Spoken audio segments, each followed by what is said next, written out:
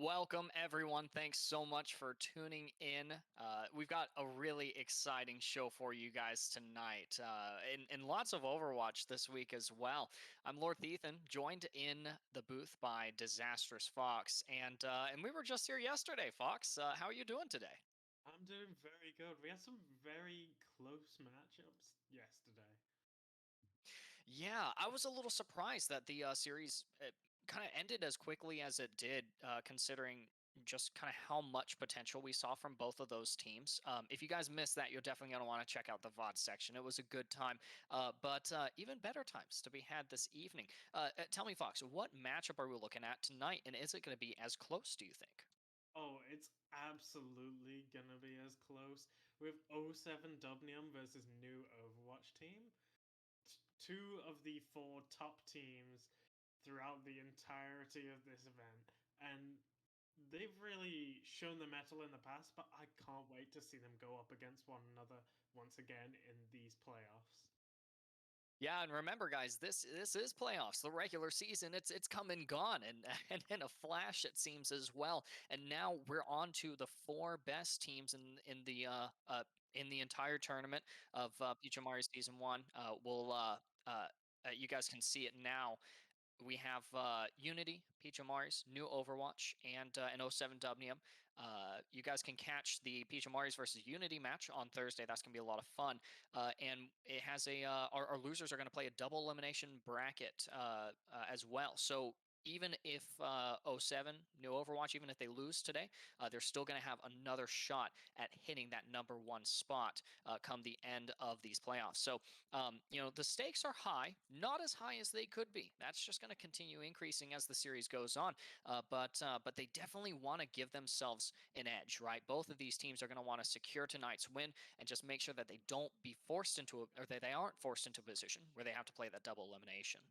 Yeah, absolutely. No team, especially, wants to be the first people knocked down to the losers bracket. Yeah. If you're gonna go there, you want to go in one of the later stages. So in the winners finals, you'd probably want to. If you're gonna lose any, lose that one.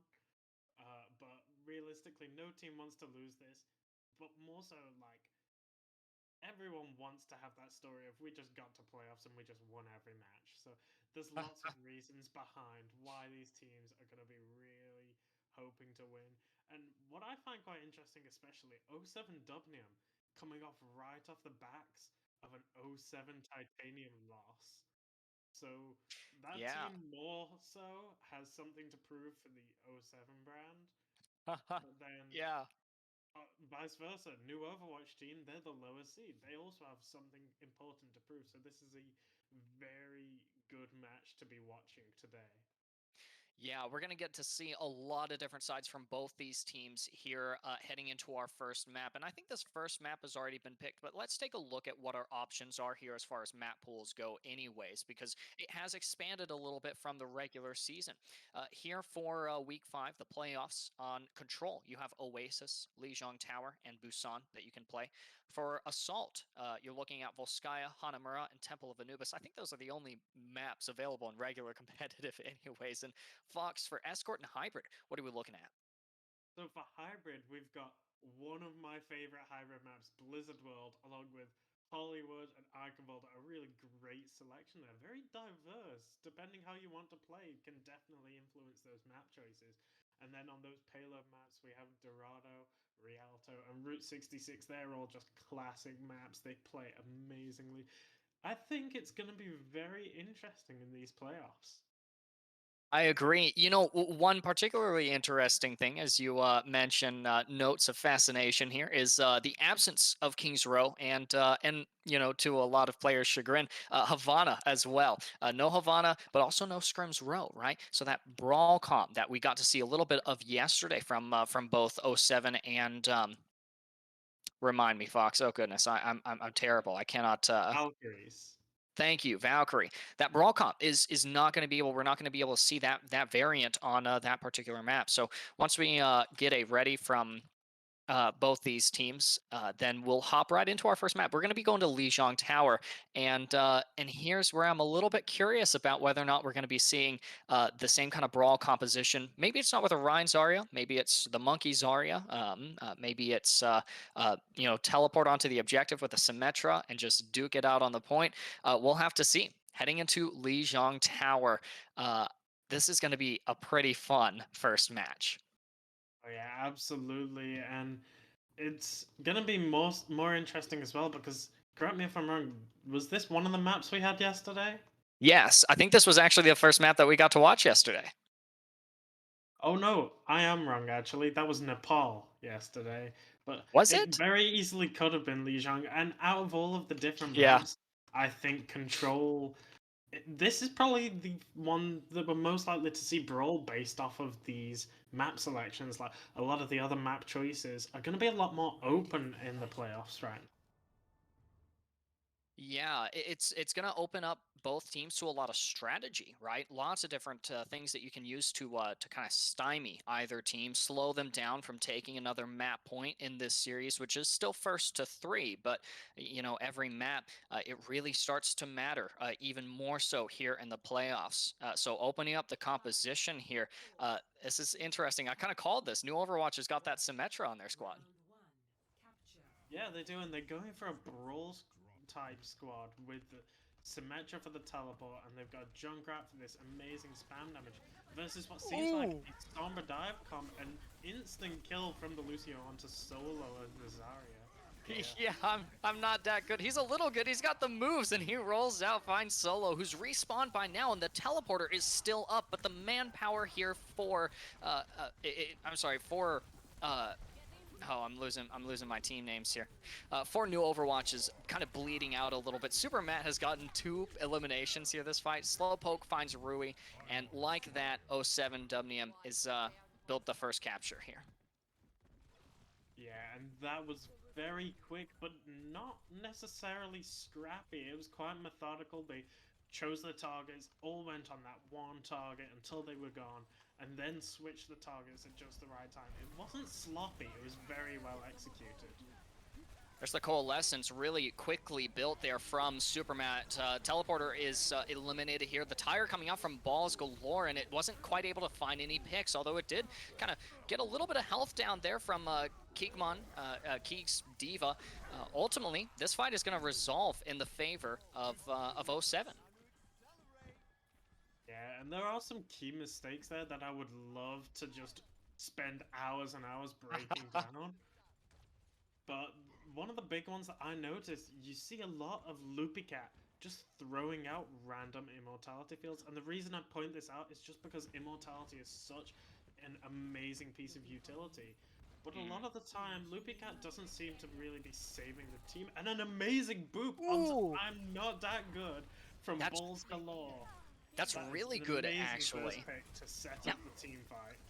Now Ram goes in and sets up the Symmetra wall, which ends up getting taken down by the EMP from Kittycat and followed up with a Death Blossom from Slowpoke. They find 3, now 4 with the final elimination onto REWI. Balls is still up after that environmental kill. They're spending so much time hacked here. They end up not really being able to do much more, and ultimately Slowpoke finds that 5th elimination. Is there an opportunity here to touch, to play one more fight as ImNotDatGood fails the rollout? Yeah, I think absolutely. You see here, most of the team is already making their way around, but they have to push in with only 5 members. The Diva Bomb's going to come in, cash nobody, so that's another ultimate you don't have to worry about. You see REWI here getting hacked on the front lines, but just swinging that hammer around. An amazing pressure, but Slowpoke in the back lines isn't going to help out at all for this team. It seems like 07 are winning this fight. They get 5 picks. And it seems like this map might just go the way of 07. It's looking like that so far. The deathmatchy style of this control point map really favoring that. It is a dive composition, but they're playing it like it's a brawl, right? They're running headfirst into the Zarya Reinhardt. They're not really. It's the tanks who are occupying the front lines of New Overwatch Team here, instead of Slowpoke, who is able to use that space to find those critical eliminations, right? It's so funny, those 2 support ults, the Coalescence and the Sound Barrier drop there from the supports here for 07 Dubnium in that last fight, and it was really extraneous. They didn't need those. They just popped them because they had it. So I'm curious about whether or not you're going to see that same kind of generous ultimate economy favoring 07 here as we head into Lijiang Night Market. Yeah, we very well could do, and both of these teams are playing these objectives very differently. You saw on that last map, 07 Dubnium really relying on just spreading the whole team out. But on the other hand, you could see a big death ball come, and it just seems that these flanks were too much for that death ball. Now the death ball here is going to be pretty strong from New Overwatch. They actually lose Slowpoke first in the fight, but they trade. Kittycatpaw goes down, and that space gone for actually both sides here, and really Solo has already reconnected. REWI finds Supermat before succumbing to the pin from Gecko, but by this time the point has already been captured by New Overwatch. Yeah, and that's an amazing trade. REWI takes out Gecko. So REWI took out Supermat, but then Gecko got REWI, and then Gecko gets taken down because there is no healer at that point. So it's much better to sacrifice a Reinhardt for a support than it would be to just trade out the Reinhardts in this particular situation. But you can see here, 07 Dubnium pushing in. New Overwatch really just holding this one choke point. They don't have to look through that window. They can just hide here and stall for percentage, and that's all they need to do. So long as the other team doesn't successfully win, they get the advantage. Yeah, and actually, '07 might be getting that advantage that you talked about. You might have spoken too soon here for new Overwatch. They end up losing that objective despite the commitment of the Symmetra wall and the Coalescence as well. This is going to get Ram actually to swap off a Symmetra and onto a Junkrat here. But you're looking at three ultimates coming into this next fight from '07. You've got the Shatter, the High Noon, and the Blizzard. Any of those can be used in combination with each other, and that's going to be a pretty lethal combo. But there's a couple ults here that new Overwatch is banking on as well. The Blizzard is the first one to deploy. And Slowpoke gets a very good kill onto Ram. Supermat onto Rui. These are two vital picks. BALLSGALOR goes off the map and it's just a 6 versus 3 at this point. '07 Dubnium just going to clean up that fight. Now at 30% to 53. This is looking like a much closer round than we had last time. Little bit, but the point is about to equalize in objective progress. It's a mere 10 seconds until '07 also gets that 50% mark there. Still sitting on these ultimates. The Shatter actually comes out from Rui. It connects to a shield, and the counter Shatter from Gecko also connects to a shield. But the Bomb and the Boops are the ones getting the eliminations. That's a team kill off the backs of ImNotDatGood and Keegman finding double kills each. Yeah, and what an amazing play that really was. All you needed to do, wall them in, splits off the team, you block the Shatter, the vital ultimate, and at that point, it just becomes how many ultimates can you throw on to just overwhelm the opposing team. I saw Ram just kind of spin around and throw the concussion mine at ImNotDatGood, who was kind of messing around in the mid lines here for new Overwatch. They've surrounded Gecko and Kittycat. The High Noon came out from both sides, but Slowpoke is the one to find an elimination. Brady goes down, and I mean, look at this kill feed. It's all '07 here. Yeah, they really just owned that fight, and this is looking a little bit more similar to what we were used to in that first round. You're starting to see the flankers come out, attempt to stall, but that May wall is just going to keep them locked away. And you see '07 Dubnium wins the first map of the playoffs. That's a pretty good start, honestly, here for this series. ImNotDatGood. I'm sure there's going to be the double kill with the double environmental kill here in this fight. This again resulted in a team kill. There's a Shadow from Rui. It actually did knock down the May for '07, but they end up just speeding onwards, rushing headfirst into the mid line for new Overwatch, and just taking two out of the fight really, really quickly. When you can take two eliminations with just one cooldown and use the environment to your advantage, it's pretty cheeky. You hate it. You hate it when it happens to you, but that's some good value right there. Yeah, absolutely. But that value doesn't come from ImNotDatGood alone. You saw the very first thing in the fight the '07 Dubnium used was the Maywall. It split off the Rhino from the rest of the team. And you could see that the Moira and the other supports were trying to get around that wall, and they forced themselves into the middle of the enemy team just to try to support Rui. But then obviously we see the double boop coming out, and it was an amazing kill. And really, the rest of '07 Dubnium, all they did was just capitalize on the fact that their Maywall just separated the entire team. That one ability was powerful enough to set up the entire team fight. Yeah, it's one of those situations where you see these ultimates come out, and even if very briefly, you kind of drop your guard, and by then you've been rushed by this Lucio. Two are gone off the edge, and then two succumb to the damage from the bomb. Right. So you're absolutely right. How it's not just this one ability that's netting that value. It's the culmination of all of these plays of the position maintained by all these players here. We're actually going to get a substitution here coming in for '07. We're going to have Unfeatured for Gecko. So I think Unfeatured will be taking up the main tank role. This is going to be a nice way to see '07. They're going to offer defense here as we head into Temple of Anubis. This is a fun map to watch. I'm not really a fan of playing it though. How do you feel about Anubis, Fox? I have mixed feelings. I've said before, Hanamura is my favorite assault map. Temple of Anubis really depends. Honestly, I think Temple of Anubis is at its most fun when the matchup is like completely even. When you have like one team more dominant than the other, Temple of Anubis as a map doesn't really hold up as well.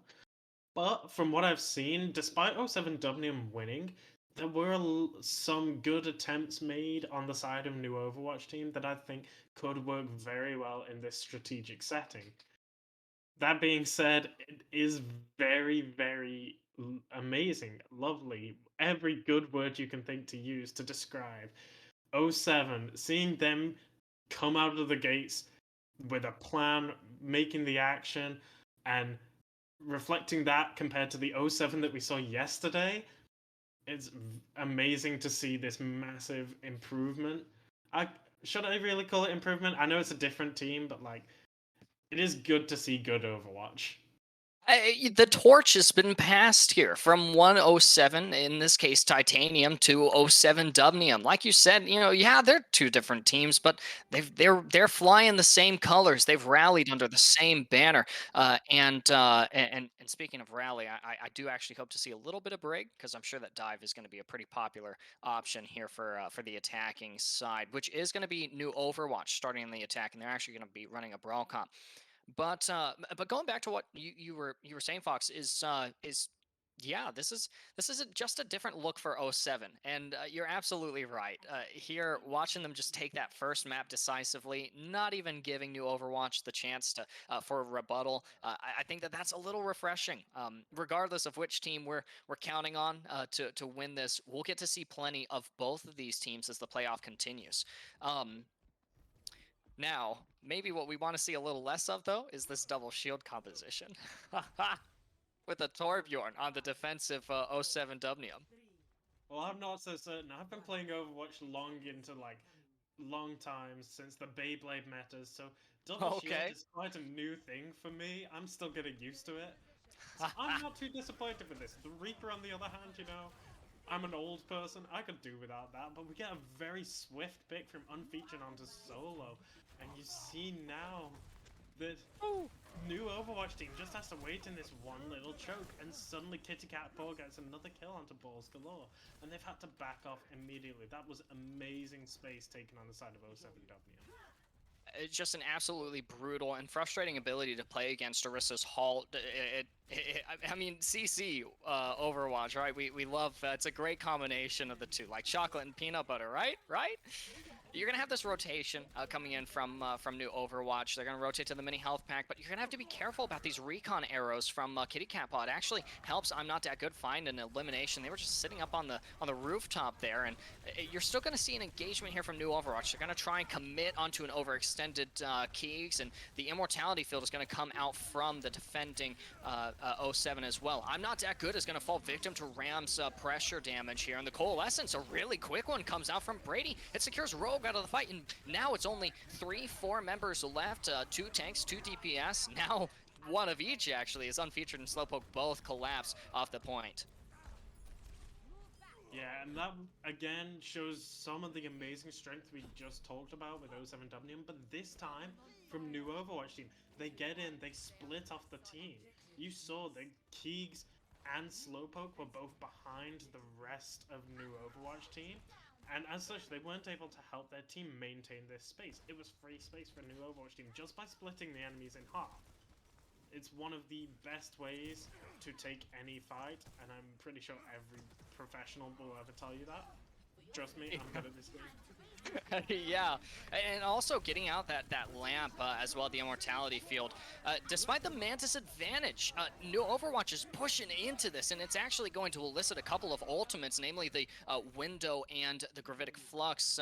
Ultimately, it's not either one that really gets the value. It's Slowpoke's turret, MVP of this particular map. Yeah, and that's just one of the things that you're gonna face when you play against a Torbjorn. And you need to figure out how to counter it. Pharah, an amazing counter against Torbjorn, so long as the Pharah can keep range. Sometimes though, that turret, because it's perfect aim, it can also counter Pharah, vice versa. Yeah. So it's quite good to see BALLSGALOR on that, but the rest of the team not really switching up too much. Switching up their approach though, trying to take things from the right high ground, rushed on to the point. A big shatter, but gets nothing but shield, and the beat comes out. it seems that this team is willing to use all their ultimates as well. Solo gets a pick on Unfeatured, and BALLSGALOR takes out Kittycatpaw. Ram taking out Keeks, and this is looking more and more in new Overwatch team's favor. The Molten Core has to come out.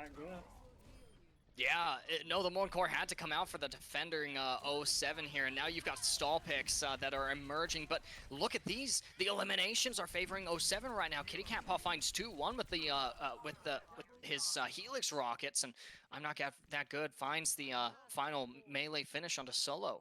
And that's still some good objective progress here, though.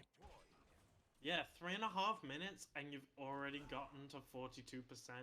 On any assault map, you will take whatever little bit of progress you can get. But yeah, 3 minutes to attack 2/3 of point B, that's some good time management there. And new Overwatch team, suddenly not looking as defeated as they were in that first map. No, there was a plan, a method to the madness here when they picked Anubis, but it might have to wait until next push here. They play into a Gravitic Flux, which does enough damage to get Solo out of mech, and the follow-up damage onto REWI. They're caught in the Flux, and with the barrier broken, wasn't able to push. That's a fight win here for 07. They're going to continue defending strong. Yeah, and one thing you would notice there, it might not be as obvious, but Kittycatpaw is just sitting up on this high ground, and as soon as anyone peeks their head out, just unloading so much ammunition into them that really, even without the ultimates, they're already taking so much damage before they can even get to the point. And it's just this control of space, this map awareness that is really controlling these fights. It's not who's the most mechanically skilled, it's just about who's in the better position to make effective use of their abilities.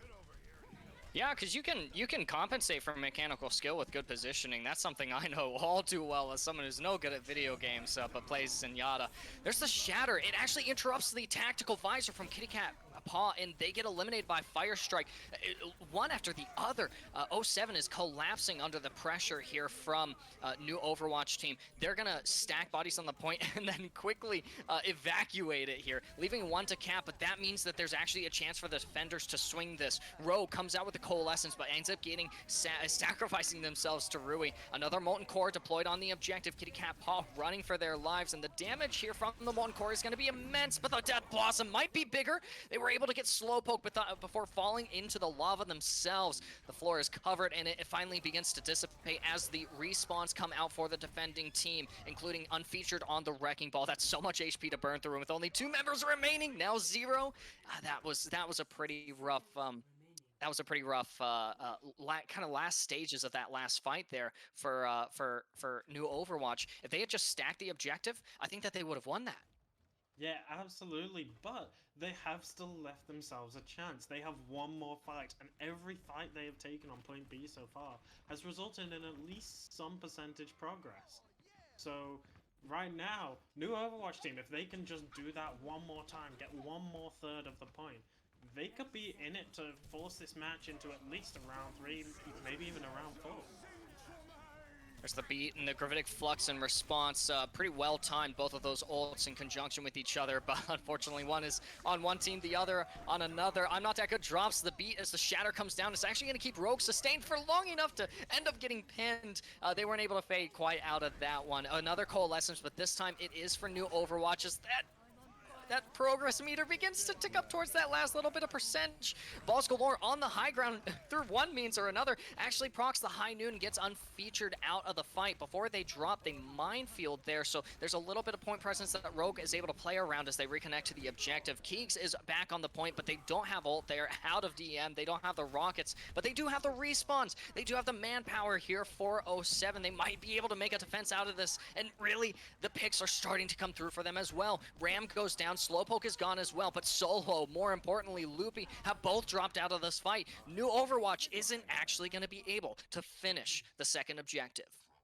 Yeah, and it looks like I may have done a bit of caster cursing there. We're not going to get a round 3 or 4 on this map, but that was an amazing push.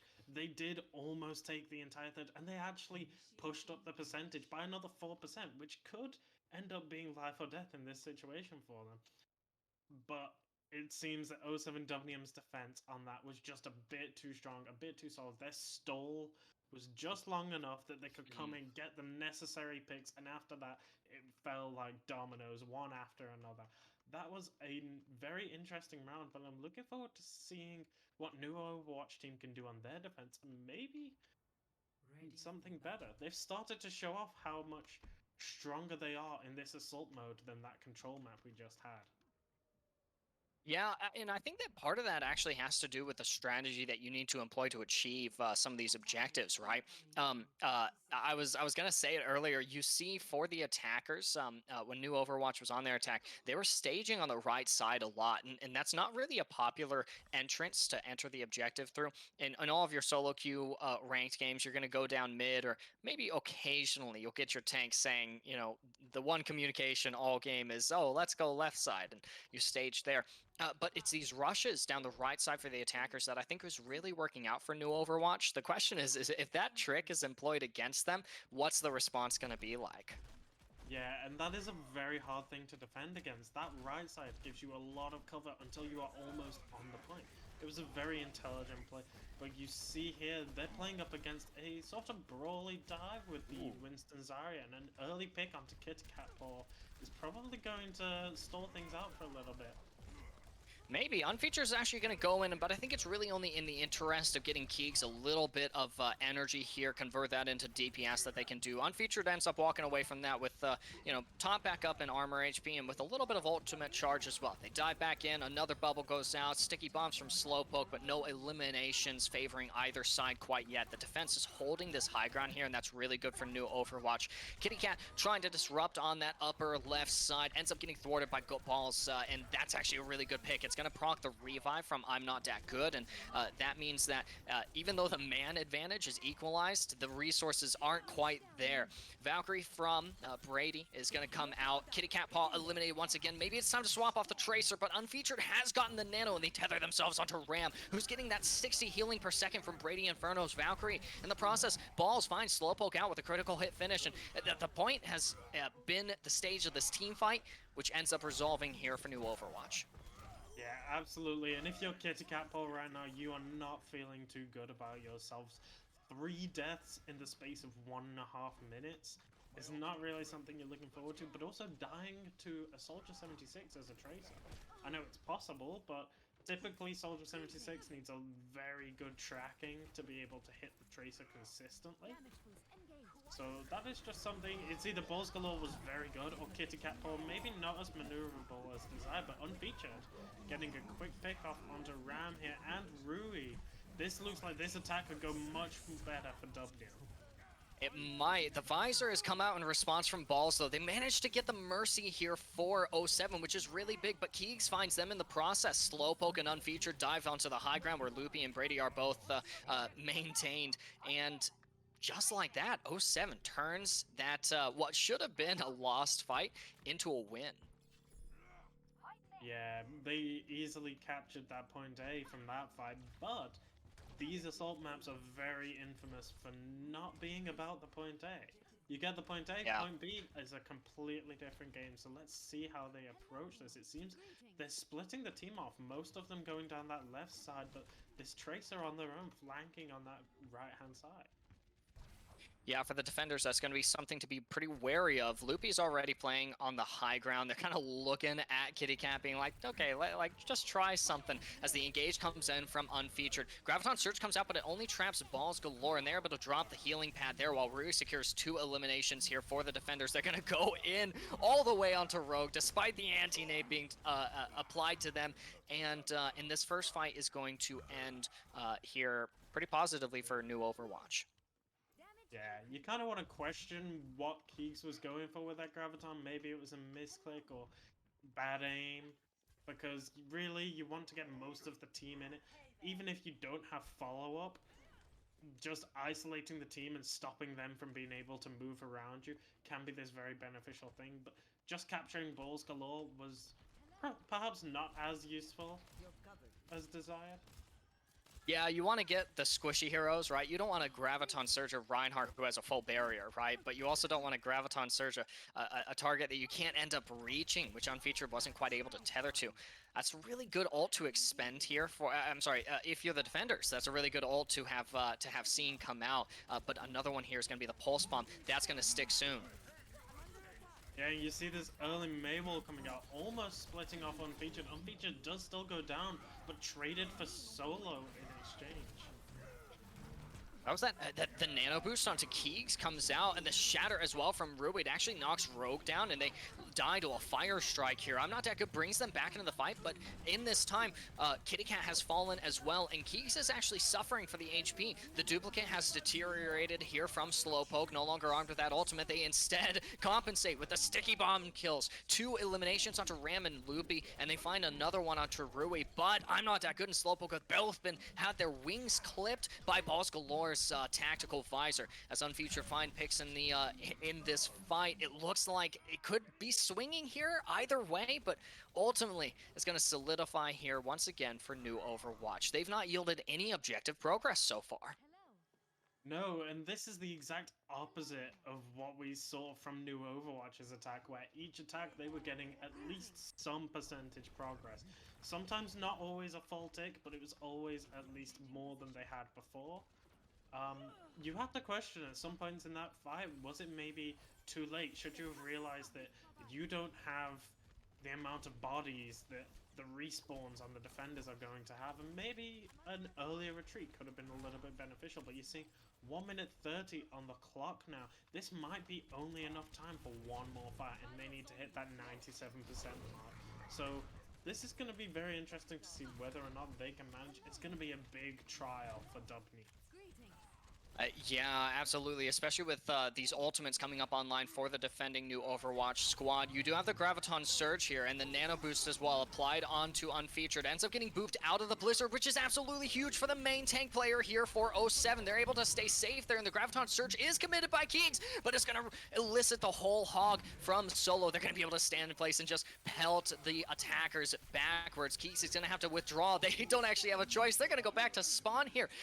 Valkyrie is going to... Ooh, almost got thwarted there by the tack visor. Actually, they do end up finding the pick. Balls gets ImNotDatGood out of the fight.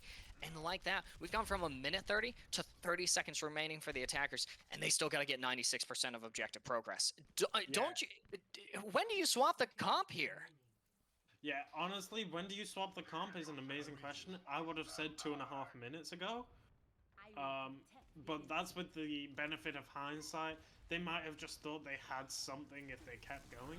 But right now, you're having to rush this fight. You've got to touch in the next 10 seconds, or else you're not going to have any contest. And BALLSGALOR takes out Kittycatpaw. This isn't what you want to see on the side of Dubnium. Already one person down with the spawn disadvantage. BALLSGALOR getting 2 picks. You're now 3 players down, and you're still trying to attack this point because you have to. And you have no time spare because you weren't able to do anything sooner. And new Overwatch team is going to win the second map, taking us to 1 apiece. That was a really good showcase from them. I mean, we mentioned that there was a plan behind picking Temple of Anubis here. Trying to play for their strengths, new Overwatch was able to full hold that second objective, and despite the attack not quite going the way that they might have wanted, they were still able to make sure that momentum never built on the side of 07. So that was a really good map. Like you said, we've now evened the scores here, Fox, and now the map pick is going to go to 07. Oh, yeah, but we are going to go into halftime. Is that right, Fox? Yeah, yes, we are. Gotcha. Yeah, so don't go anywhere, guys. We'll be right back after a short break.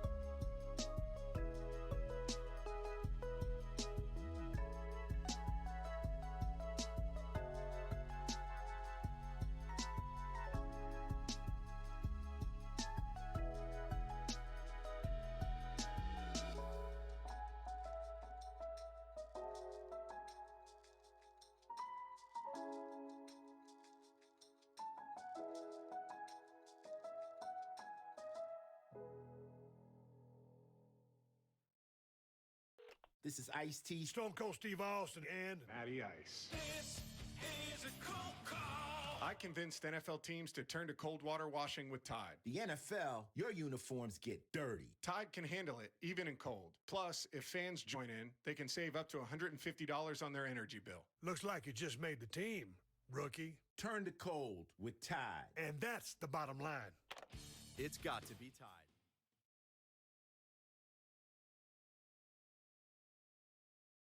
Celebrate State Farm's surprisingly great rates. We gave this song surprisingly great lyrics. Hey neighbors, when your claims get hard to file, State Farm's got to switch it up style.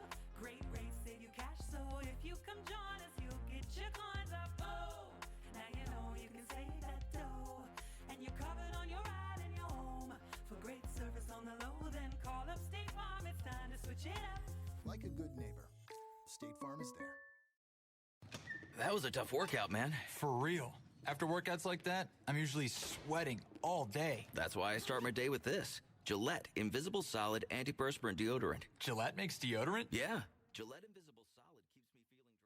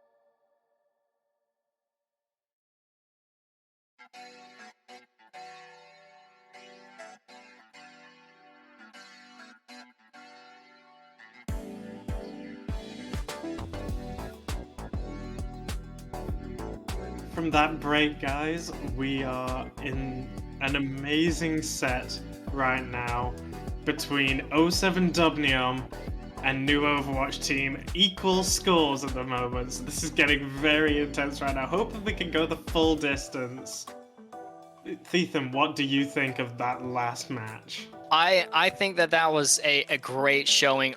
Both of the previous maps that we've seen are great showings of what both of these squads are capable of. You know, honestly, especially considering the games that we got to watch a little bit last night, I would like to see a little more variation in the composition. I'm a sucker for Ball Diva in particular, but that's not the kind of composition that's going to be particularly strong as we begin to enter our next map. We'll be heading over to our hybrid section next, and that's going to be taking place on Vault. A really good map for Brawl, whether you're looking at first point, third point in the castle, second point, you know, cutting through that bastion and just kind of avoiding streets phase once you've gotten that payload far enough after maybe losing a fight. That's another really good spot for Brawl. So whether it's the double bubble comp, the Reinhardt Zarya, or maybe, as I hope, a little bit of Ball Diva, I think that we'll be seeing a lot of brawling out between both these squads. Yeah, kind of unfortunate. We've seen a lot of Brawl so far. I would love to see something different. My personal favorite character, you can probably guess, I'm British, I have brown hair, part of the LGBT community, so my favorite character has to be Bastion. Yeah, so I would love to see some Bastion in this game, but also, as I was just alluding to, Tracer as well could be a very interesting pick. Perhaps not from the side of Kittycatpaw, as we just saw on Temple of Anubis, kind of. Didn't work out as well as intended. But yeah, seeing more variation, even if it is still a Brawl comp, but some variation within the Brawl comp, that would be good to see. You know, honestly, Fox, you might just have to take it from here. I had thoughts in my head and they all emptied out. I've lost my mind at you really had me going there in that first half. And what would really get me going as well is seeing maybe a little bit of Bastion, but that's not quite what we'll be seeing. Here, starting on the attack, we're gonna have 07. Is going to be opening up with this rush composition, which is going to be particularly interesting, playing into a composition that should be able to break that up pretty easily. Between Solo and Ram in Loopy, that's a lot of damage that 07 is looking to sustain here as new Overwatch procs up the defense. Yeah, absolutely. But one thing we've not talked about so far in any of these matches is the control of pace. And right now, that is entirely in Dubnium's field. They have the Mei for the slows and the Lucio for the speed boost. They have full control over the speed of the game, and you can see how quickly they've just rushed straight to this point. They're only a few meters away from contesting the objective already. Usually people get held back at those choke points. You can see these Mei walls coming out for extra cover, really just controlling how the map plays right now. And we've seen that as a vital thing, but BALLSGALOR gets a very early pick onto Kittycatpaw, and that could be vital in turning the fire. BALLSGALOR, another pick onto Gecko, and this is starting to look like it's going south for 07 Dubnium, new Overwatch team. Really putting in the work in this match now. Really interesting. You talked about pacing and map control, and ultimately, you know, that's something that this rush composition should be very good at, but they played a little bit too slow there, actually. 07 lingered for just a little bit too long on that right side for the attackers, and it opened up a good opportunity for Balls to find those opening eliminations, particularly that most important one on Kittycat. And after that, you know, the team gets stymied. You're like, do we push with that man disadvantage without the Mei wall? But you're coming up on 75% to that Blizzard, so that's really the win condition that you're looking at heading into this next fight. Yeah, absolutely, but you see the Valkyrie come out. The Riptide gets one onto Gecko. That's a very vital pick. Suddenly there's no defense on the side of 07 Dubnium. BALLSGALOR takes out that immortality field, so there's a lot of utility being expended just to keep the team alive right now. And suddenly you're coming close to an Earth Shatter, a Diva Bomb, and BALLSGALOR's ultimate. Ram gets a pick onto Kittycat. And it's suddenly looking like maybe this ultimate economy not very in favor of 07 Dubnium at the moment. Look at that pin. REWI, I think, went up to the high ground and then dropped on the other side of the choke and then just pinned Slowpoke back into the mid lines of new Overwatch. Look at that as well. Unfeatured is demeched right now.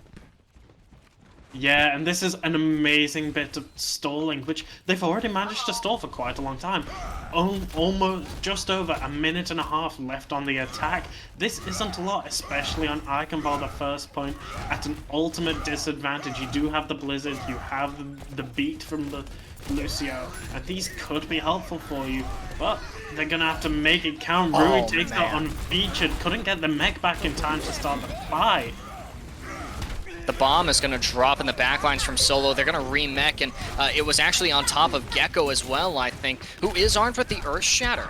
In the meantime, new Overwatch is kind of pushing forward, and 07 is pulling back as ImNotDatGood falls victim to an Earth Shatter. They're sitting on 6 ultimates, and you know, Fox, I think that you'll agree with me here on this. In Ultimate Economy, it's not just ults in the bank, it's the pace at which you use them. Think about a regular economy, you gotta spend, right? And none of these ults have been spent. Yeah, absolutely. You see they're rotating out the ults on the side of new Overwatch team, but Dubnium so far not used any. Big combo of the window with the high noon, doesn't catch anyone. The tire comes out, but it's destroyed by Unfeatured, really just trading these ults back and forth. There's a massive Earth Shatter as well from Gecko. The bomb from Unfeatured, I think, ended up going a little bit too high, but it did get the immortality field that Loopy had thrown onto the high ground there. Brady, now with the Valkyrie, is going to be able to keep the team sustained despite the Blizzard, although that's not the case for REWI here. Now, the manpower is really starting to favor 07 and their attack, but Solo is not without an extra thing to say, and REWI drops the Earth Shatter onto the oblivious forces of 07. Ram finds 3 eliminations, and just like that, the fight is over, and so is the attack here for 07. Yeah, not only is the fight and the attack over, but also the win condition, because they were just shy of that first 33%, so they finished that round with 0% progress. There is no win condition here on the side of Dubnium. There is only draws for this map available. Yeah, that's unfortunate to play for a draw here on Eichenwald, right? And in 07, they were the ones who picked this map. So you have it's quite the contrast that we're seeing here from new Overwatch, who opts for Temple of Anubis and makes it work for them, and then 07, who says, take us to Eichenwald. Take us to the castle. Let's stage some fights on the high ground and in the streets and just beyond the portcullis of Castle Eichenwald, but they aren't even able to capture the first objective. Yeah, you're absolutely right, but you do still want this draw. You don't want to be in the playoffs at match point this early in the game, especially not with the way that Dubnium is playing right now. If they can take a draw, they can perhaps stabilize out, get a win in the next round, put themselves in the advantageous position. But for now, you really don't want to lose. You don't want to be the team that's 2-1 down in the playoffs right now. And they're going to stay on this rush comp for the defense. 07, you know, staying on the Mei for Kittycat, and ImNotDatGood is going to be on the Lucio. And I mean, we're definitely going to have to see better ult cycles from the now defending 07. New Overwatch doesn't have the Lucio, but they do have the Pharmacy in the sky, so they're going to be able to be just as decisive as if they had a Lucio. First fight is already broken out, and I look at the way that REWI got split off and used it to their advantage, finding some really good damage onto Gecko there with the pin, but they paid the ultimate price. Yeah, and you see BALLSGALOR goes down as well as Solo's Meg. Solo's still out and about de-megged. You see Slowpoke also going down. But this definitely feels much more in 07's favor. And could this just be a case of this point just being a difficult point to attack for both teams? Quite possibly. Solo actually gets demeched. We're gonna see a stagger on them, and that's really unfortunate. But they are gonna make a little bit of a sacrifice here. Bringing the fight a little bit closer to the objective means that maybe there was an opportunity for new Overwatch to push into that, but they're actually just gonna play it safe and wait for Solo to respawn. Yeah, and that was a very clever stall. Again, these Diva stalls, almost professional tier And Yeah. you just ate about another 30 seconds off the timeback. That's a full other attack that you just prevented from happening if you can get the clock that low. But you see here, new Overwatch pushing in now. A massive shatter gets 4, but REWI still goes down. Yeah, because Gecko had dropped the hammer as well, and so are the missiles dropping from the skies from BALLSGALOR. The windows propped up in front of each other, but standing in front of it, Brady is able to say, yeah, I've got the courage to stand in front of the amplification matrix and bring Balls back into the fight. The bomb is dropped from Unfeatured onto the objective, which takes Brady out of the fight. That means that there's actually no support here for new Overwatch, but it might not matter because Unfeatured is the last one remaining. Ram procs the Death Blossom, and despite being there to touch, Kittycat didn't do it in time. New Overwatch takes a second map and brings us into match point territory in this series. Yeah, and this could be a bit of an upset here. You saw 07 Dubnium, the higher seed at the start of this matchup. Could they be forced into the losers bracket by the lowest seed in the playoffs? That'd be quite the upset, actually, right? Yeah. You would imagine that, you know, maybe they could try to come back, you know, you're 2-1 down, you only need to win 2 more games, but sometimes it's just very disheartening when you see the scoreboard of how far down you are, or just the knowledge that you have so much further to go than your opposing team. It can be quite daunting. It'll be interesting to see whether or not they'll be able to come back from this. Yeah, and, you know, really, this isn't I like the word that you used for the Diva staggers. You said it was almost like professional level, is kind of how it felt. And actually it's a little ironic because that's not the level of players that we're looking at here. We're very much looking at players who are who sit at an average level on the Overwatch skill bracket, and you know that's neither a good or a bad thing. It simply is the style of tournament that we have here. So as you described, the odds that are present that need to be overcome for all of these squads, it's really interesting because it's not applicable to only one squad. Fox, what you're describing is something that every team is going to have to endure, that they had to endure through the regular season, that they're going to have to continue to endure through playoffs, in this double elimination bracket that, again, new Overwatch in 07, they're not looking to fall into. And 07 is going to have our next map pick, and they've opted for, is that Dorado? I do believe it is. Yes, it is Dorado. Okay. Of Okay. all of the maps that could have been chosen, this is going to be quite interesting. Dorado, a lot of off compositions that are quite meta. You know, you have your Sombras. I've said it a million times and I'll keep saying it, but Bastions, if we can ever see a Bastion, that will put a massive smile on my face. But also other things like you have your aerial compositions, but they only work for some parts of the map, especially that third point. You're not going to see Pharahs there very often. Dorado actually might be one of the maps where switching it up, switching who you're playing, switching the entire team composition might be more viable throughout this map than most other maps that we've seen. Yeah, you mentioned the pharmacy. Farah is a pretty good a good pick for certain portions of Dorado. I'd even say that that Echo is a good pick for all of the portions of Dorado. Whether it's that closed corridors areas like in the church on Second Point, or in maybe that's more of like a speakeasy. I'm not entirely certain. Or you know maybe it's on the third objective in that narrow hallway fighting through stairs. You know the stickies, the sticky bombs from Echo. It's so much burst damage to fight through, and can be really aggravating in those narrow corridors.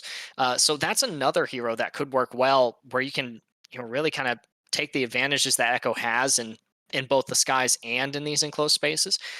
The thing for me is just that we haven't again seen a lot of variation really from either of these squads. There's been swaps from Balls, as far as the heroes that they're comfortable playing. We've seen some Soldier 76, some Farah, but really all eyes here are going to be on 07 Slowpoke and Kittycatpaw, seeing if branching out into some of the other DPS heroes is really what this team needs to succeed here on Dorado.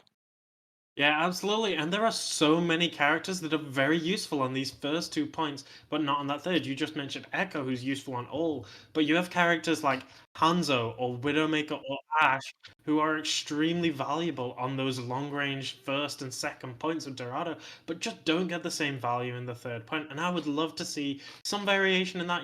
You're allowed to switch up your heroes. The whole game was built around that. You can play Widowmaker for point 2 and Bastion for point 1 and Junkrat for point 3. You can switch things up, and I would like to see a lot more of that coming out of these teams. Yeah, I agree. It's I like the rush comp. The rush comp reminds me very much of Goat's era Overwatch, where really there's a specific way to run it. There's an order of operations, if you will, that you need to adhere to, conditions that have to be met. The funny thing though is I was watching your Overwatch's Frito, and I had remarked at one point at the enemy team's composition that they were running rush comp, and Frito is quick in his retort. He says they're playing rush heroes. They're not running rush comp, and so that's kind of the thing that we're seeing emulated here from 07. Is they're on the rush heroes, but they aren't quite meeting those conditions. They didn't have those quick engagements on Eichenwald. They had the map sectioned off by the May walls, but really nothing else. And so I'm actually really refreshed to see Slowpoke on the Echo, Kittycat back on the Tracer. We need that confidence, and Gecko and Keegs are going to be playing that double bubble composition, which I think is going to work really well against the defending squad here. But nothing has changed here for them. They're staying on the same composition as they did for the Eichenwald defense. Yeah, absolutely. And this switch up for 07 is very interesting. It's a much more selfish playstyle, but overall, every player on your team playing for themselves just ends up helping everyone. You have these Winston going over these dives, but that allows the Zarya to give these bubbles. You have the Tracer running around in flanks, which gives more help for your tanks to make more space in the front line. Overall, it may seem more selfish, but this team comp might actually just work out better for Dubnium here. Yeah, the fight is broken out here, and the brawl is not working too well for Gecko. They lost the armor HP, but in the process, the immortality field from Loopy has also been sacrificed. So there's that utility that you've talked about so much tonight, Fox. That's out of the equation, but the bubble has come back for Gecko, and the particle barriers as well deployed from Keegs, but they lose it immediately. There's so much damage that they sustain, but the nano boost applied to Gecko is going to help to equalize the collapse of Slowpoke off the objective. The Tesla cannon is going to tether to BRADYINFERNO. They go half HP and end up getting out, but that can't be said of the other members of New Overwatch. They're going to forfeit this first objective. Yeah, and what a rapid objective to be captured right now. Over 5 minutes in the time bank. Yeah. And you're already on point 2. This is very impressive. And it's like we said, they're just splitting up, they're making as much space as they can, as much noise as they can, and then collapsing on the targets that they know they need. This is a much better side to Dubnium than what we were seeing earlier.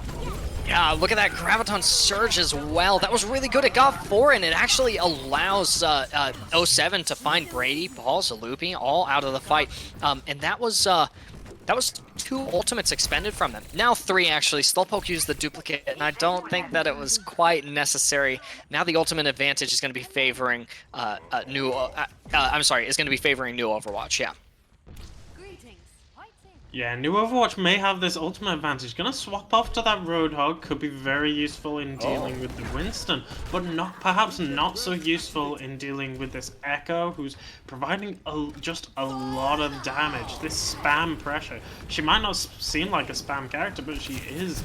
There's an anti-nade out on New Overwatch's Reinhardt here. REWI trying to stay alive on that high ground. They're going to be able to. The one who isn't staying alive here is Keegs. They succumb to REWI's pressure. The visor from Balls does find Slowpoke, but Keegs has been brought back into the fight by ImNotDatGood, sacrificing the Valkyrie to... oh, no, I'm sorry.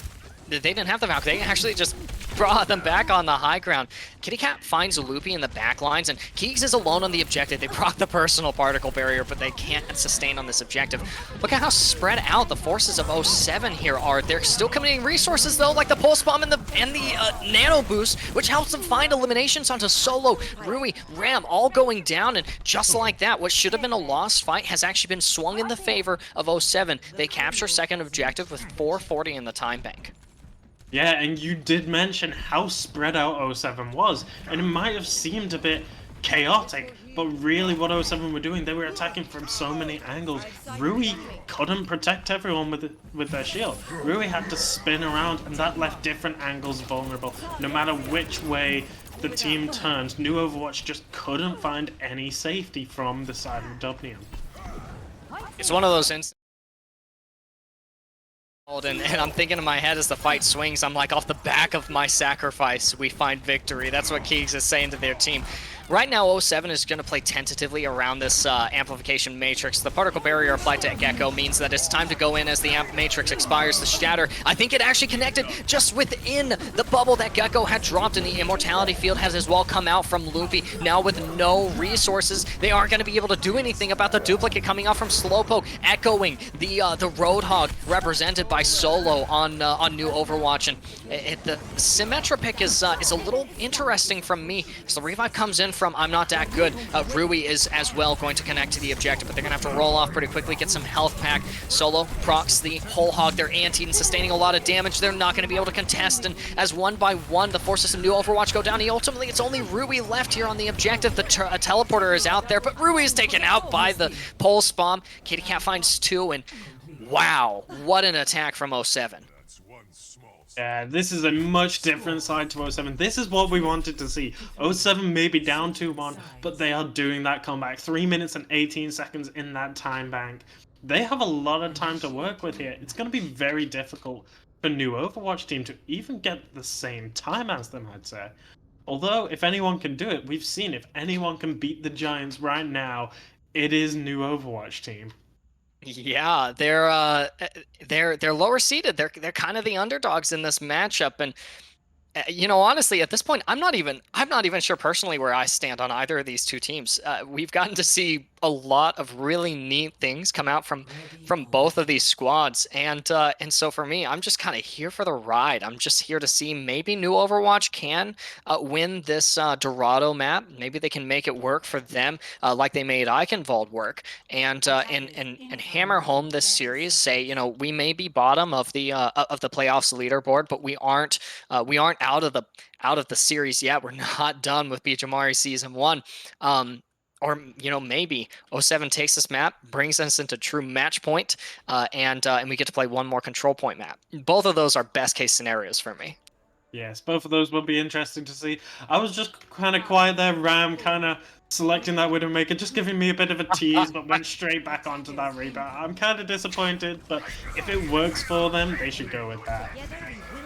Look at the way that 07 is positioned here for the defense. They've got the Torp turret set up, they got the double shields, they block Solo's hook that they're looking to do. BALLSGALOR really can't do too much on the farmer seed there, and Loopy's gonna have to be careful of these angles as Ram has just learned the hard way. Brought back into the fight by the revive, there's really been no cracks that have formed in 07's defense, but you might be able to find something exploited by Echo. Look at the barrage, it was built so quickly. No secured eliminations from BALLSGALOR until just now onto Slowpoke, but they still built up enough ultimate charge to build that barrage so quickly. Ultimately, that's not going to contribute to a fight win here for New Overwatch, though. 07 is going to really hold this objective here. Yeah, 07 doing a great job, and specifically Gecko on 07's side, just barely close enough to constantly contest that payload. It didn't matter where New Overwatch went, because Dubnium wouldn't give them any actual objective contest. But as you said, BALLSGALOR, rapid ultimate charge, already 80% to the next ultimate, and this is only 30 seconds after the last one came out. Yeah, that's really wild. You're going to have to be careful about pelting damage on the other side of an amplification matrix. And look at REWI looking for the off angle. I was wondering if BALLSGALOR was going to try to do the barrage inside. And look at that! Loopy actually gets the revive in there amidst the forces of all 07 condensed into that one room. Loopy's able to just waltz in and be like, let me just bring my friend back into the fight. And that's going to allow this fight to break out in full swing in the favor here of New Overwatch. They're going to be able to start building some objective progress, but this close hold that 07 opted for means that there's another fight for the defenders. Yeah, absolutely. They've already stalled 2 minutes out of that time bank, and you see the payload isn't even getting through the choke point yet.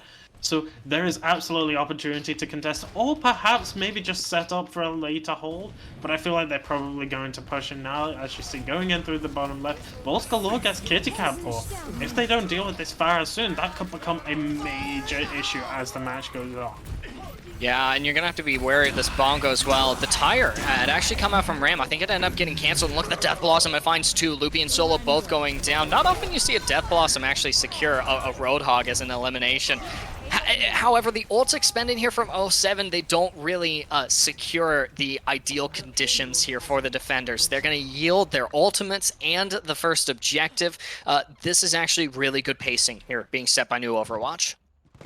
Yes, absolutely, and both teams just showing us they have the determination, the strength, and the commitment to just swarm these attacks with overwhelming pressure. And really, that's all we can ask for them. You do see the Echo come out. Echo, surprisingly, a very good counter to the Pharah, but perhaps only with the Mercy Pocket in this situation. It could come down to which person gets the better healing. We see a big Gravity come out. It catches 3. No picks on that though. We do see REWI go down and Ram as well. So this fight is leading more towards Dubnium, but the respawn on the side of New Overwatch Team is much closer, so they should get back into this fight very quickly. It's yeah. I'm sorry. I was looking at chat. I saw Juggle God's name mentioned by Mighty Owl, and that lifted my spirits ever so slightly there. For all of those of us who know Juggle God, we love watching him play. We love hearing him cast. But less about Juggle God, more about this fight here. 07 managing to hold that defense, and look at that. Keegs goes down, and Gecko follows immediately afterwards. So this fight, it barely even broke out, and it's already been won by New Overwatch. Yeah, so you do see quite a lot though. BALLSGALOR almost going down, not able to put a lot of pressure into this fight. We were saying the Pharah might become a problem, but this Echo is really just distracting the Pharah, taking BALLSGALOR out of the team fight. Slowpoke doing an amazing job with that pressure, but we see the barrage come out, gets Keegs. That's one very important pick. Suddenly no bubbles to protect your Winston, and that could make the Winston weaker, but Gecko gets a pick onto Loopy. REWI gets 2. And it looks like this team fight is leaning more in favor of New Overwatch Team, despite the pressure coming out on those aerial attacks. That was crazy. I mean, we've all experienced it in our comp games, you know, where the Mercy revives are right in front of us, and we're like, how could you let her do that? We're all saying that to each other. And REWI watches the Mercy revive, watches ImNotDatGood get a revive right in front of them. I think that was on to Kittycatpaw, and the shatter is the response to it. I like seeing it as someone who enjoys interrupting Mercy revives, but the next fight is broken out, and the Valkyrie is the call to push here for New Overwatch Team. Yeah, and you see the big Molten Core all over that point. That's really preventing a lot of the space around the objective, so the objective can't be pushed at all. Everyone's stuck in this little room. A massive shatter comes out. Kittycatpaw finds Ram. So this fight looking more in favor of Dubnium already. They take out Brady, and suddenly you're in 5v3, no 4, no 2. Now it seems the entirety of New Overwatch Team is just collapsed in this one small room, mostly in part due to a massive earth shatter. Look at Superman just kind of hanging out here on this high ground. Azana, they're able to just, you know, keep the team stocked up on heals as long as they're uncontested here. And it's going to be kind of a hard to contest it on the high ground. Balls is going to have to navigate through the stairs. Ram has to use a teleport. Solo has to get, you know, just a really good hook there. And they're playing into a turret here that Kittycatpaw has set up, and, you know, kind of a tough angle to crack. But New Overwatch is opting for this high ground. They're making a pretty good push here. We'll see if it pays off for them. Yeah, you can see New Overwatch, they're trying to push through these tight corridors, but there's just too much pressure coming on them. As you said, this Slowpoke on the Echo, so much burst damage, along with Kittycatpaw just there with the turret that's constantly shooting pressure down onto them. It's going to be very difficult for them to push through any of these enclosed spaces, but they equally can't really push out in the open. They've seen how prominent Slowpoke's Echo is there as well, and on top of that, Gecko is much more able to dive in the open, so really it's just a case of pick your poison. Either way, you're putting most of your team in a situation where it's going to be extremely difficult to push through. The fight breaks out, and you're just kind of like, every man for themselves, and that's what the response is going to be here in the presence of a tactical visor from BALLSGALOR. But really, that's not where the fight is happening. On the objective, where the visor was coming from, no, it's on the high ground, where the Graviton Surge was committed by Keegs, and it rewards Kittycatpaw with 3 eliminations. That brings them back up to another Molten Core, although I think that, honestly, they were close enough to that at the end of last fight. And look, you're 40 seconds in the time bank. For new Overwatch, this is very losable. Yeah, this is do or die right now for new Overwatch. This is their last fight, and they are going to have to rush that objective. They can't take their time with that high ground because that will just take too long. They're going to try it anyway. Other than the Roadhog going down solo on the cart while the rest of the team pushes up on that high ground. Ram takes down the turret. That's immediately a bit less damage, but the Molten Core gets 2, and Slowpoke takes on BALLSGALOR. This is 4 kills now in favor of 07. It's not just 4 kills, Fox. It's a whole team fight in the favor of 07. They're going to actually secure this objective, and the overtime wick was triggered by Brady, but it's not going to be maintained here by Loopy, trying to reconnect and ends up getting caught out by a critical hit finish from Kittycatpaw. Really sitting comfortable here on this Torbjorn. Really good performance from them this round. In fact, I think that they might end up getting play of the game here. Oh no, it's actually Slowpoke. Maybe with those stickies that you and I kind of predicted entering Dorado. Maybe that wasn't part of the strengths here. It seems this is going to be much more of this copying the Reinhardt play that we saw. That was actually the second shatter that Slowpoke got as the Reinhardt. Slowpoke's first shatter was the massive one in that small room that caught 4 and really snowballed the rest of that team fight. So I would say that play of the game maybe should have been a little bit earlier, but overall Slowpoke in that particular fight definitely was the carry there. And you're going to see resources kind of misused throughout. We've gotten to see it through the entire season so far, and we're especially going to get to watch a lot of it during the playoffs, during the finals as well, which is, if I'm correct, 1st to 4. So series are going to be generally longer in that last matchup. Ultimately, these matches, it's just about who is able to punish the other team for those miscalculations a little bit more. And in this case, it was 07 being able to punish new Overwatch for the things that they were committing. Although there were some really good fights there that resolved for new Overwatch. It wasn't until third point that 07 finally stabilized. Yeah, absolutely. But you did see earlier on, 07 in the first point were able to hold a bit longer than new Overwatch did as well. But then new Overwatch maybe held slightly longer in the second point. So it was kind of a back and forth game when you're comparing things in that way. And overall, that's how the whole series has gone. This game on its own single-handedly reflects the entire series. It's very back and forth. Just look at the scoreboard as it is now.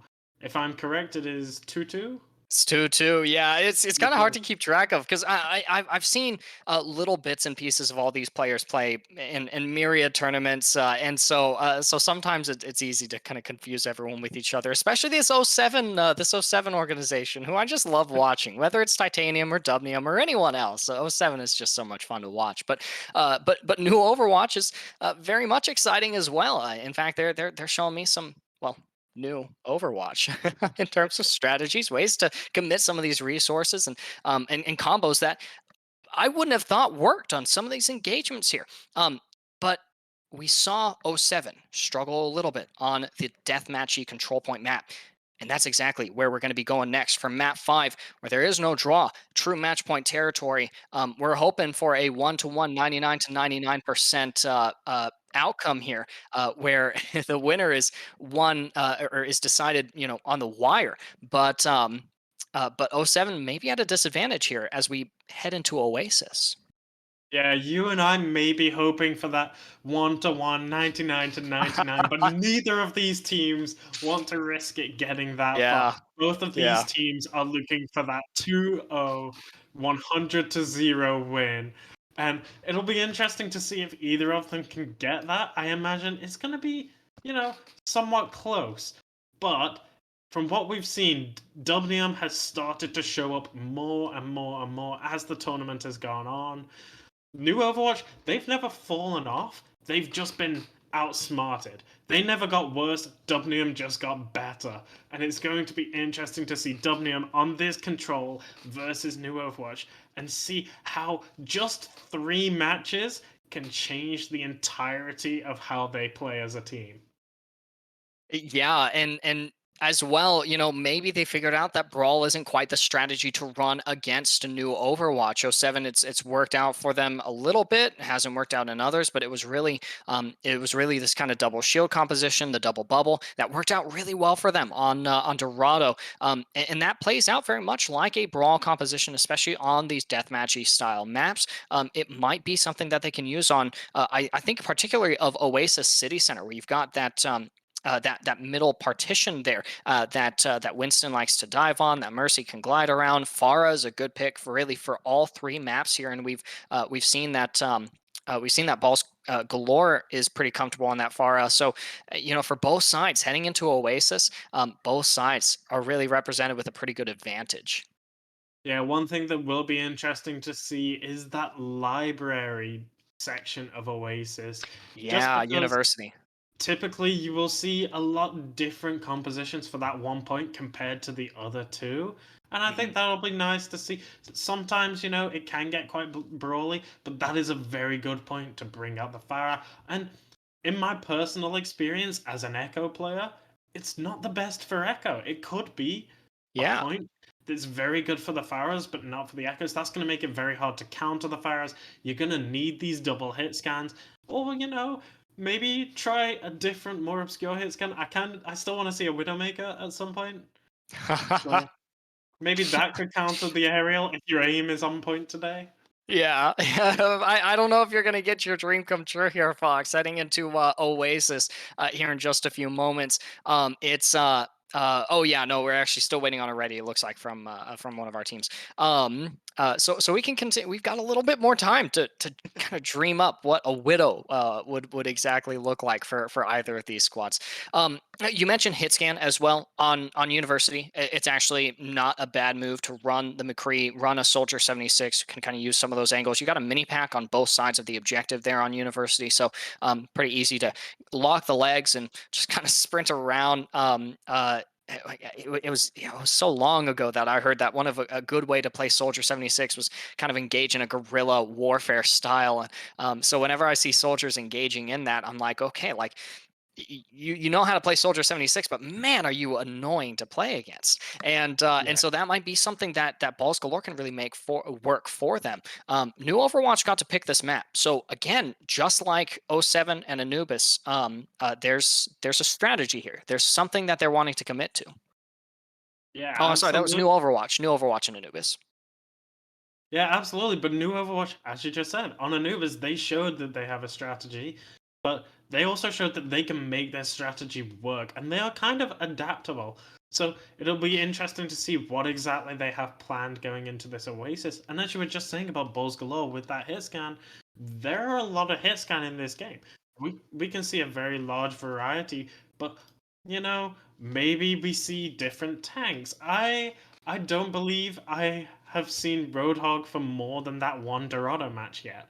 So I would maybe like to see more Roadhog on this map. Solo seemed pretty comfortable on the Roadhog as well.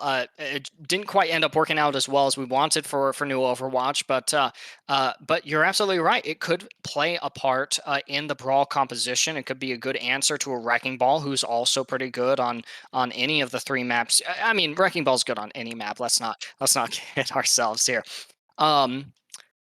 But I mean, this is match point. We've gone the distance. We're at map 5. Both teams are even right now in both score and it seems skill and strategy, understanding of Overwatch. But what won't be even at the end of this is which team gets to proceed to the finals or to the next matchup in the upper bracket, and which team is forced to play in the lower bracket. Yeah, and it certainly will be interesting to see. We're seeing very similar team comps in some regards here. Both teams with the Reinhardt, the Diva, the Baptiste. But then you see on one side we have the Mercy, on the other side the Lucio. That's going to be very interesting. The Resurrect versus the Speed Control could be an interesting matchup. It's not something you'll see directly, but both will influence the match in very different ways. But are they running Rush comp or only playing Rush heroes right now? It looks like they might be running the comp itself. REWI has picked out first blood of this first fight here, and even despite yielding the high ground here to new Overwatch, 07 is looking pretty strong in this fight, picking up both tanks and Loopy as well, until it's only Brady, Ram, and BALLSGALOR left. BALLSGALOR locking the legs and running out of there. This first fight is lost for new Overwatch, but there's still plenty of time to take it back. Yeah, absolutely. And as you said, they were in fact running the comp. Gecko did not keep that shield up at all. Just run in, swung that hammer, and that's exactly what you want your Reinhardt to do when you hit that speed boost. So that was a perfect attack. But also, having this high ground, BALLSGALOR didn't really get too much capital on it. So you'll see new Overwatch just taking in the low ground. Almost managed to capture the point without any contest here, but the contest does come out and the percentage is still rising on the side of Dubnium. It's a really interesting playstyle here that you don't have to play the high ground, but ultimately the high ground, being able to draw from it is a luxury that 07 can appreciate. Slowpoke, Gecko, and Keys lighting up the kill feed with eliminations of new Overwatch members, and just like that, we're about to get to 50% objective progress for this first round. And a flash, things might be ending here for new Overwatch, and they can't do anything about it. Yeah, we see Dubnium coming here very strong on this control point.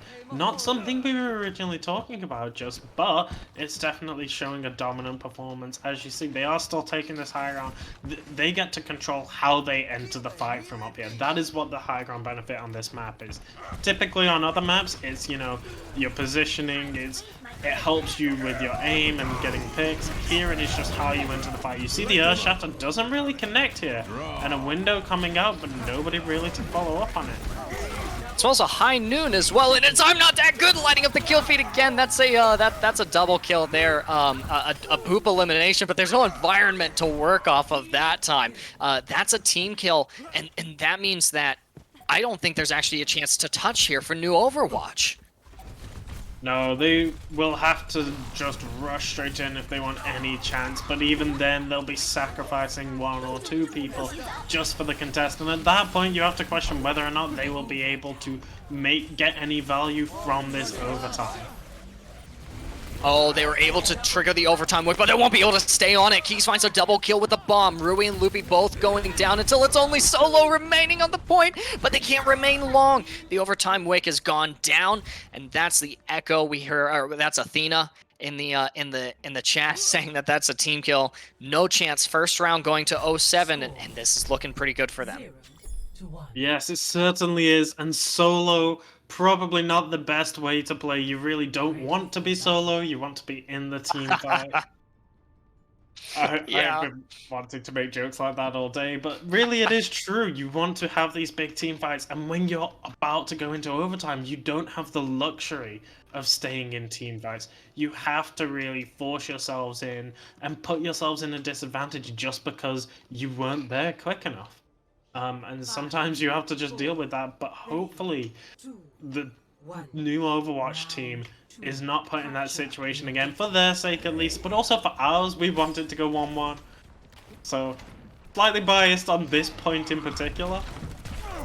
Little bit, as 07 has forced new Overwatch to play into the Clown Fiesta here. Kittycatpaw is the first elimination here by BALLSGALOR, and you see that Ram is on the Mei, and Brady is on the Moira. There's no damage amp. There's only speed and raw healing here for new Overwatch. Fight breaking out here on the mini pack on the left or right side, whichever team you're supporting here. And kills in the kill feed for both sides so far. No objective progress being gained for either team as the stall comes out. The contest from Slowpoke, who finds balls galore. And a reconnect to the objective has to be forced here from new Overwatch. But by now, the respawns are coming in for 07. And they're cleaning up the objective. Loopy and Solo both go down. Ram is the last kill of this fight. And look at that. REWI wasn't even willing to go back on there. They knew that the fight was lost.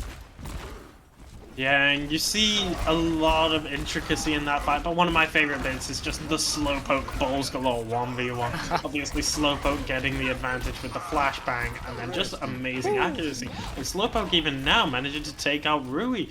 You can see here 07 really pushing up, forcing new Overwatch team right back into their spawn. This isn't the typical push or a typical defense position to be holding. You see them go back to a much more orthodox approach now, but that has really drained the time back. Already 35% in the lead, and a Blizzard comes out.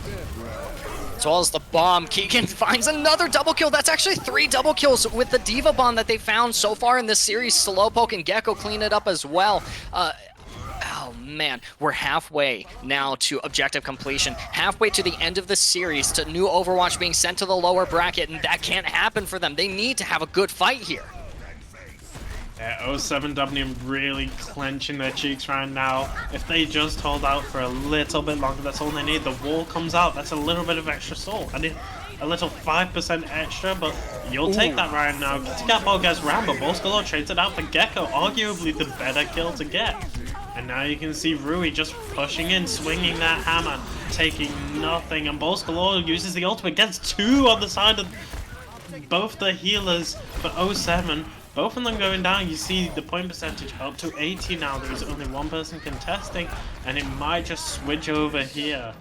At 86%, new Overwatch team manages to capture the point for the first time. That's really good. You're looking at this if you're new Overwatch and you're saying we have to full hold this, and that's doable here on University, especially when you've got a Lucio able to ferry people back from spawn or get to back from spawn themselves, but you've got ultimates that are beginning to be finished building up here on the side of 07 that we're going to see used in this fight. They're playing into a Shatter and a Graviton Surge here though, but they drop the Amplification Matrix. They're ready to commit and win this fight. The Graviton Surge has to come out from Solo. It has to come out. They can't die. Immortality Field has already been expended from Superman, and Solo goes down. 86% for 07, and you're going to hold on to that ult. That's not viable. Ram had the tire, and the High Noon has come out from Slowpoke because they can use that resource. The point is going to flip on the side of 07, and there actually might not be another opportunity to use some of these game-winning ultimates here for new Overwatch. And you see new Overwatch, REWI there trying to do anything to touch the point. BALLSGALOR is on the point right now, manages to get it into overtime. You've got 4 members of new Overwatch team on the point right now, flanking the entire team. Kittycatpaw takes out Solo, but it looks like this could be contested for a while. No, ImNotDatGood takes out LOOPYCAT there. Lucio 1v1 comes in, and 07 managing to get the picks, get the point, all of the percentage, and 07 Dubnium secures this match. Secure more than just this map. They secure the entire series. They secure their upper bracket playoffs spot here, and guarantee that they're gonna play the winners of Unity versus Peachimaris. There's Gecko going in for the pin there. Keeks finds that double kill I had called out earlier. Really, this wasn't just one person's play of the game. This was a whole team that contributed there. And you and I talked a little bit about that earlier, Fox, where we were talking about how it's really off the back of all of the plays as a whole that the team is really benefiting from. 07 showed us that. I actually was incorrect. 07 had won our first control point map, so they were actually looking pretty good coming into Oasis, and And Oasis and Lijiang Tower both demonstrated the individual playmaking strengths of 07 as a whole. But the series is concluded, and that means that it's time to select our MVPs of from both teams of tonight's matchup. Remember that New Overwatch has lost this particular series, but they're not done yet. They do proceed to the lower bracket, which means there is another chance, I think another chance or two actually, to see if they can secure that finals position. So down, but not out. And on that note, Fox, let's talk about New Overwatch and see, you know, who really is the one controlling the pace of the game, showing us what New Overwatch is capable of. Well, we did mention a lot of the names tonight, but I think Yeah. on New Overwatch, one of the names that stood out just a little bit above all the rest was BALLSGALOR. BALLSGALOR, an amazing DPS, really shone even in the darkest moments. Like, even in the match when the matches when New Overwatches weren't really doing so well, you could still see BALLSGALOR constantly in the kill feed, constantly adding pressure, and also amazing at some of the flanks, some of the map control in the more tactical maps that New Overwatch were a bit better at. So, personally, I would say BALLSGALOR really stood out the most for me. Yeah, I'm gonna have to concur with you there. There are definitely a lot of arguments to be made from all the members of New Overwatch. Again, each of them getting an opportunity to really show us the things that they're capable of. I would put REWI's name forward as well as a potential candidate, but ultimately, really, a lot of the picks here were favoring BALLSGALOR. We look at Dorado and how quickly they were able to build barrages as far. We look at their versatility on the DPS role as a whole. Their Soldier 76, their ability to win those Tracer 1v1s on Anubis. Big part of the reason that we saw full hold of the second objective on that particular map for New Overwatch, leading them to a victory and then an even series. So ultimately, I'm going to have to concur with you on in that regard, Fox. That BALLSGALOR, I'm going to nominate as our MVP candidate or as our MVP for New Overwatch. But before we bring him in for an interview, we're going to have to talk about 07 as well. Champions of tonight's match, potential champions as well of Peachimari's Season 1. Who was the one doing all the heavy lifting for this team? And I ask you this question, Fox, because I don't want to answer it myself. It's too hard of a question to No, answer. I just felt the weight of the world come crashing on me when you said that, because how am I Yep. supposed to pick from ImNotDatGood's amazing environmental plays? Slowpoke was almost perfect with their just pressure constantly throughout the match, especially as that echo on maps like Dorado, and then again on the last map there, we had a lot of pressure. But also Gecko, just an amazing tank to push out. And it's such a hard group of people to try to pick from. We've seen I so many DPS MVPs. Yeah, let's get a tanker support in here. Yeah. Yeah, absolutely. Let's do that. Ooh, are you gonna make me pick? Yeah, I'm not making the decision. I'm not invoking the wrath of the players from 07. That's not up to. That's a whole organization. They've got like 3 or 4 teams, man. Oh, see, I am very torn because, again, I've just looked at the team. I just talked about ImNotDatGood and Gecko, but Yep. Keegs was brilliant and Yeah. Supermat was brilliant. It's such a hard thing to choose between.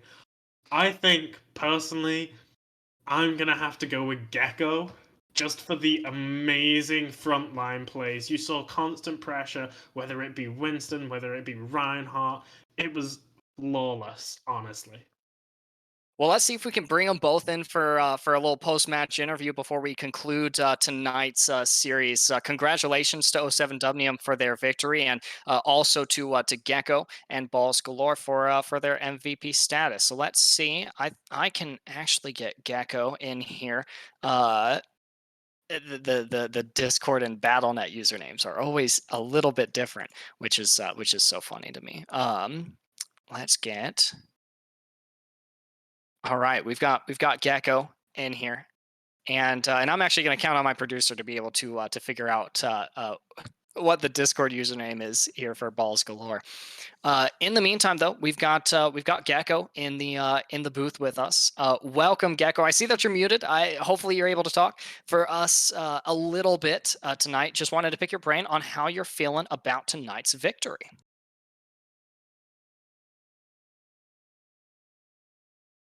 And they actually Gecko might just not be able to talk with us this evening. Let's see if we can get Balls Galore in and ask them a couple of questions. Gecko might actually be AFK. Might have commenced the celebration of their victory a little too early here.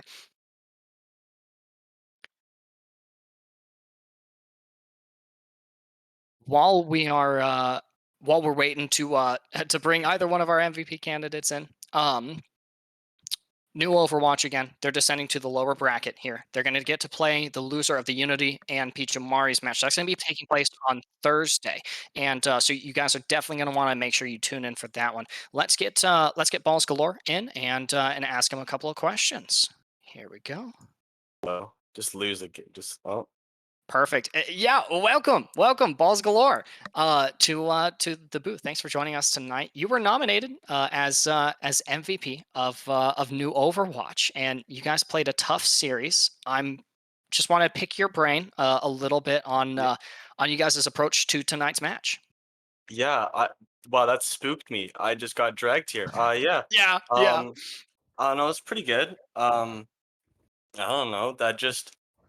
I just really like to point out teammate Ram did a great job shooting that wall in his play of the game on Eichenwald. Really gave me the boost of morale that I needed to finish up the series. Yeah, that's much. I don't know. Not much else to say. Hey, credit to your teammates where credit is due. Absolutely, I respect that. Are you a DPS main? No, I mainly play tank, but then I couldn't for this tournament. Well, I'd like playing DPS, but I can't because the queue times are so long. So Yeah, my plan was to get to diamond on tank so that I can only play DPS with this team, and it ended up working.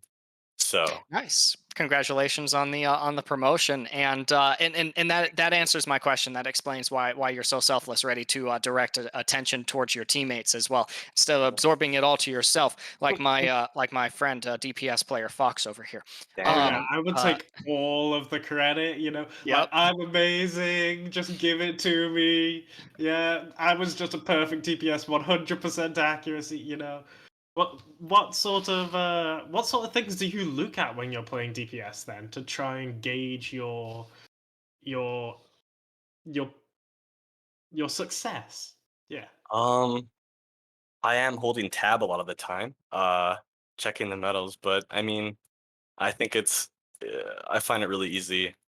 It's a lot like I play a lot more of comp, so it's a lot easier when teams are more disorganized. So I think this team is pretty organized, keeping people together. So it's harder to get picks on people who are alone by themselves. So that's one thing I find really annoying, is when teams play together. But good for them. This is one of those teams. Yeah. That's I don't know. That's pretty much it for that, I guess. Team play is definitely a pretty big step away from solo queue competitive. It's why I hate Yeah, playing the game, but I love watching it. So that's my fair. stance on the game. Really, my last question to you, Balls, is you guys lost the series, and it wasn't decisive either. You guys had a really close call leading up into Oasis, and so obviously expectations are high as you guys descend to the lower bracket. You guys are coming back, right? You're not done yet. You're gonna hit the finals. You're gonna get there, right? Yeah, we'll see. I mean, one of our guys is going off to school, so he'll be gone. Probably gonna switch out, kick Rang off the team. Not feeling his energy, kind of wacky.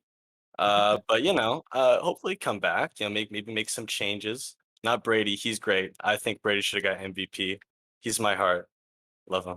I thought about Brady actually when we were talking about MVP. Their If mercy was if just only really wa- really if fantastic. only he was a DPS. If only. If only, right? We would have they Mhm. would have gotten some time in the spotlight. Well, Exactly. Go ahead, Fox. No, that's entirely my fault. I can't remember more than the people who were in the last match, so I have to just open up the lobby screen and just see who I see there. Yeah, I have to use my social menu. Oh, yeah, no, I'm so bad with names. I wouldn't remember what anybody did. I would be bad if I was in your position. Honestly, though, all of New Overwatch really put up a good show, and there were many times throughout tonight where I genuinely thought this was going to be an upset, and you guys were going to go to this next stage of the winners bracket. But as you just said, you're going to the losers bracket, but you are coming back. You might say maybe, but I'm fairly confident you are coming back. Yeah, we boofed hard, but you know, it happens. We goof. We come back, maybe goof again, but it's all good. Have some fun. Yeah, how would you guys feel if you ended up in the finals, coming back from the losers bracket, and you had to face off against Dubnium in the finals again? How would you guys feel about that? Yeah, I don't think I changed much. You know, it's people playing against some people who play the game. You know, doesn't I played against them before, I guess. Yeah, that's a very humble approach. I'll appreciate that. We're just gonna have fun. Yeah, I just not get too salty. That's always the main goal, but yeah. Sometimes the salt happens. That's the epitome of sportsmanship there, and also the thing that I call whenever I'm getting CC'd out of existence in my ranked games is I just want to play the video game. I'm just here to play the game. Thank you so much for joining us tonight, Balls. Congratulations on your MVP status, and definitely pass a little bit of that credit as well on to Brady, as you already have whenever you. Definitely Brady. Thanks so much for joining us, and and we'll see you very soon. Yeah, no, thank you guys. Take care. Bye-bye. Take care. And I think that we did actually manage to get Gecko back with us. Gecko, welcome to the casters booth. You were selected as MVP here for 07 Dubnium. Definitely a big reason for the success of the series tonight for you guys. So cut it a little bit close at times though. But you guys had a really good just a really good approach to some of these team fights. I'm curious about who's making all the comms in you guys' team. So we were struggling with comms for the first couple maps. Really, you could see in the gameplay in Eichenwald, we were struggling on the attack really hard. But we made a couple subs, and just having the Keegan come in as off tank really helped us just communicate more as a team. Just built more synergy. It was pretty much a mix of the whole team. There was no like one main shot caller. Just the subs came in really clutch in the end there. Fair enough, yeah, and especially in this in team play, comms are just incredibly crucial. And Foxy, you and I talked a little bit about Keegan and how they kind of held a little bit of an MVP candidate status there.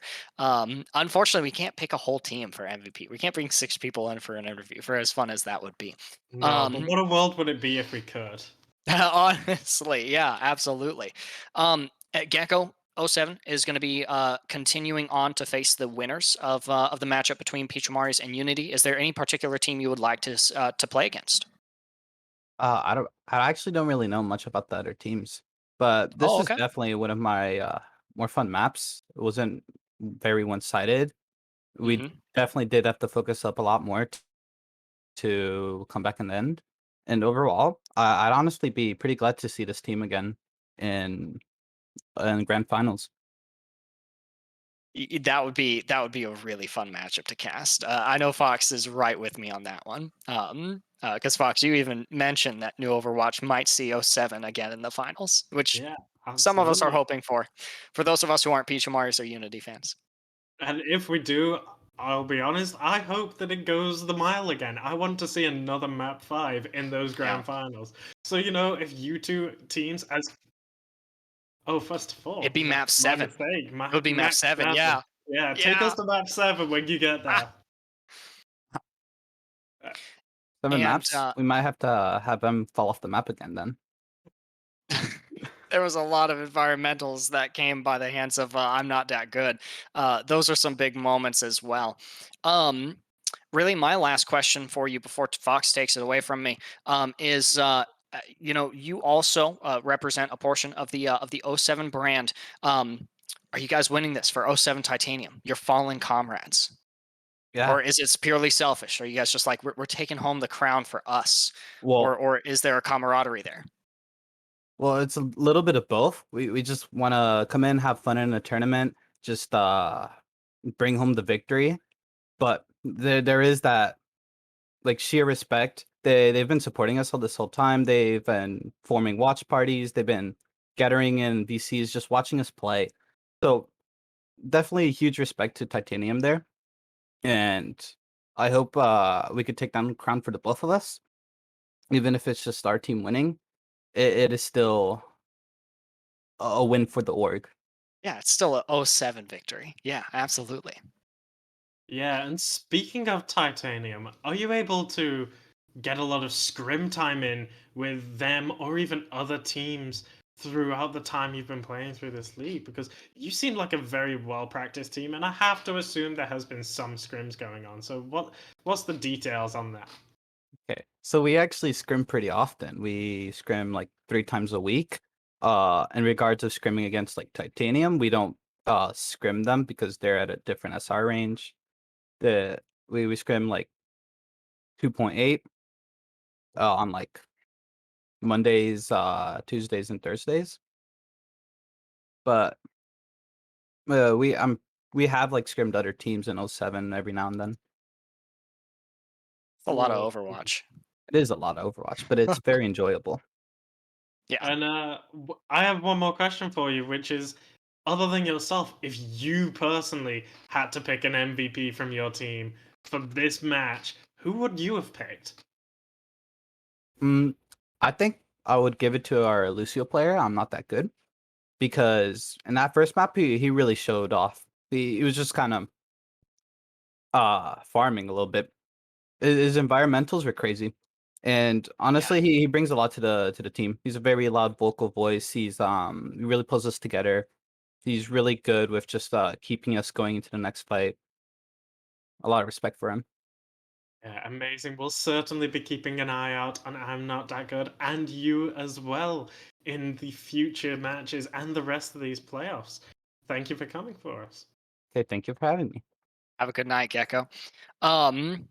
Only got a few minutes left here in the booth, Fox, but I want to use some of it to bring up the playoffs bracket. We actually did get that updated and can show you guys off now what we're looking at there. Once again, the O7 Dubnium gets to move on. They're playing in the upper bracket now, and in new Overwatch, once again down but not out. They have descended to the losers bracket, but they aren't losing yet. They still got, I think it's 2 more games potentially to see if they can get an entrance into the finals. So once again, they'll be playing the losers of Unity and Peachimari's matchup, and that's going to be happening on Thursday at 8 p.m. EST. So for those of you who enjoyed the content tonight, got to take part in this really exciting series, then hit that follow button. Make sure that you've joined the Peachimari's community, and you guys can stay updated for when we go live there. That's going to be a fun series to watch.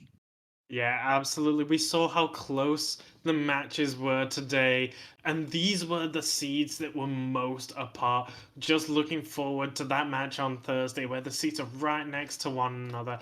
In fact, if I remember correctly, both teams on Thursday have won the same amount of games and only 1 loss difference between the two throughout the entire main league. So it's going to just get even closer, even tighter games, more games going to those map 5s and eventually that map 7.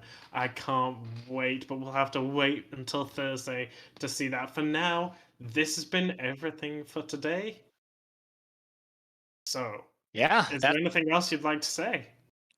Just to join us on Thursday. Again, it's going to be a fun series to watch. It's the Peachimari's game and Peachimari Season 1, which is coming to a close very soon. And so we need all of you guys to be there for that, supporting all of our teams who have worked so hard, all of our contending players who have played so well, as you and I have highlighted so many times tonight, Fox. Yeah, so thank you everyone for coming and watching, and we will certainly see you in that next stream. Thank you, guys.